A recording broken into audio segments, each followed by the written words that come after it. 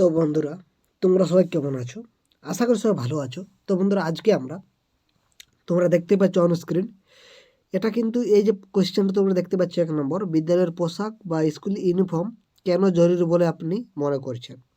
তো এই প্রশ্নটা কিন্তু 2022-এর যে ইন্টারভিউ হয়েছিল সেই সময় কিন্তু এটা জিজ্ঞাসা করেছিল।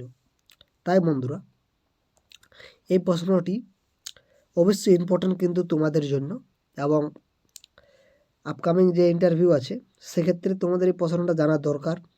হ্যাঁ, তো অবশ্যই তোমরা দেখতে পাচ্ছ কেমন আমরা ভিডিও বানাচ্ছি আমাদের এই ইউটিউব চ্যানেলে সিলেবাস ভিত্তিক এবং প্রশ্নের লেভেল অনুযায়ী আমাদের এই চ্যানেলে।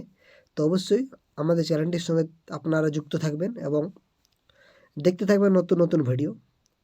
তো চলো, বেশি কিছু বলছি না, আমরা কিন্তু এই প্রশ্নটির সঠিক উত্তরটা জানার চেষ্টা করছি। তো দেখো, প্রথম কি আছে, প্রথমত বিষয়টির প্রধান উদ্দেশ্য হচ্ছে শিক্ষাঙ্গন যে জাতি ধর্ম বর্ণ নির্বিশেষে সবার জন্য তার এক উজ্জ্বল দৃষ্টান্ত। অর্থাৎ এই যে স্কুল ইউনিফর্মটা জরুরি বলে আপনি মনে করছেন, তার প্রধান যে কারণটা সেটা বলতে পারো যে এটার উদ্দেশ্যটা হচ্ছে যে শিক্ষাঙ্গন যে জাতি ধর্ম বর্ণ নির্বিশেষে সবার জন্য এক।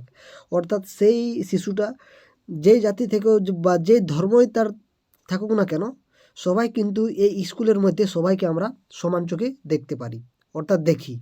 হ্যাঁ, তাই আমাদের এই স্কুলে কিন্তু সেই ভেদাভেদটা করা যাবে না। অর্থাৎ সবারই যে একটা যে নীতি আছে বা কালচার আছে বলতে পারো, তাদের আলাদা ধর্ম, হিন্দুদের আলাদা, মুসলমানদের আলাদা, তাহলে ওদের যদি আলাদা আলাদা আমরা যদি ইউনিফর্ম দিয়ে দিই, তাহলে এটা একটু অন্যরকম মেন্টালিটি তৈরি হয়ে যাবে। তার জন্য কিন্তু এই যে ধর্ম থেকে আসুক না কেন, সবাই কিন্তু এই স্কুলে সবাই সমানভাবে দেখা হবে। তাই একটা সবাইকে সমান চোখে দেখা হবে, তাই একটা উজ্জ্বল এটা দৃষ্টান্ত বলতে পারো প্রথমত। হ্যাঁ, আর দ্বিতীয়ত যদি আপনাকে বলতে হয়, তাহলে আপনি বলবেন নির্দিষ্ট পোশাক বা স্কুল ইউনিফর্ম কোনো একটি প্রতিষ্ঠানের পরিচায়ক। অর্থাৎ কোনো একটা প্রতিষ্ঠানের পরিচায়ক বলতে পারো। অর্থাৎ যেমন ডাক্তারদের পোশাক তোমরা দেখেছো কেমন, হ্যাঁ, সেরকম স্কুলের পোশাক একটা স্কুলের একটা নির্দিষ্ট একটা শিক্ষার ব্যবস্থাকে বোঝাচ্ছে, বুঝতে পারছি, তার জন্য এরকম একটা পোশাক হয়ে থাকে। আর তৃতীয়ত হচ্ছে যে এটা সার্বিকভাবে শিক্ষা প্রতিষ্ঠানের ক্ষেত্রে রুচিশীলতা ও মার্জিত সংযমের ধারক ও বাহক। অর্থাৎ এই যে শিক্ষা প্রতিষ্ঠানের ক্ষেত্রে একটা এই যে ড্রেসটা তোমরা বলতে পারো যে স্কুলে যে ড্রেসটা এটা তো কোনো খারাপ ড্রেস নয়, সাদা আর প্যান্ট নেই ব্লু, তো এটা তো কোনো খারাপ হচ্ছে না, এটা একটা রুচিশীল রয়েছে। এবার অনেকে দেখবে মার্কেটে বিভিন্ন রকমের ড্রেস আসে গেছে, সেইগুলো তো এখানে তো ইউজ করছে না স্টুডেন্টগুলো, তাহলে একটা রুচিশীলতা আছে এই ড্রেসটার মধ্যে যেটা অন্য ড্রেসের মধ্যে নেই, তাহলে এই রুচিশীলতা থাকার জন্য এই ড্রেসটা জরুরি।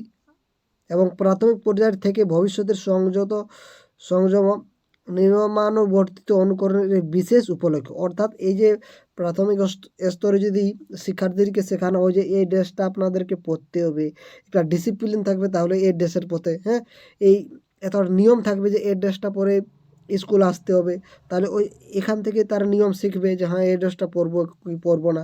তো এইসব দিকটাই হচ্ছে এখানে আমাদের এই ড্রেসটা পরার উদ্দেশ্য বলতে পারো, বুঝতে পেরেছো?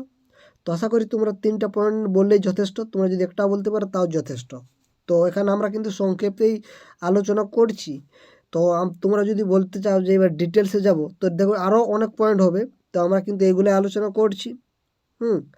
তো এরকম ধরনের যদি আপনার ভিডিও পেতে চাও, তাহলে অবশ্যই আমাদের চ্যানেলটির সঙ্গে থাকবে, এবং পরবর্তী যে আরও ভিডিও আসছে অবশ্যই আপনার দেখবেন। তো আজকে এখানে শেষ করছি, ভিডিওটা ছোট হতে পারে কিন্তু এরকম ধরনের আলোচনা করলে আমরা জানি এটা বেস্ট হবে, তাই আমরা কিন্তু ছোট ছোট ভিডিও বানাই আপনাদের সামনে উপস্থাপন করছি। তো অবশ্যই আমাদের চ্যানেলটির সঙ্গে থাকবে, পাশে থাকবে। ধন্যবাদ।